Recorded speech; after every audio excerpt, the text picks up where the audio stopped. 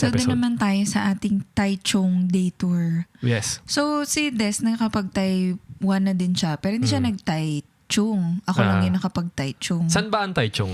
Hindi ko pero Taipei din ba siya or labas siya ng Taipei? Labas siya ng Taipei. Okay.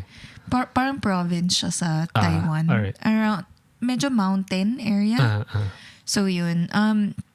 The reason why, yun yung pinili ko kasi, yung usual kasi na tour sa Taiwan, yung may falls, tas yung may parang, Ayoko yun. ayaw kasi natin. Tapos meron yung may mga bato-bato, mga rock formation na parang, it's not for me. Yes. Parang ganun. So, tas yung pinuntahan namin before, nagustuhan ko yung Taichung. Kasi masarap yung Yeah, food. Sarap yung food, tas Yes. yung nature. Tas sabi ko nga kasi si Rem, mahilig siya sa street photography. Kahit eskinita doon, ang saya picturean. Eh yun na nga, lahat nga ng eskinita. The Dinkwab Show.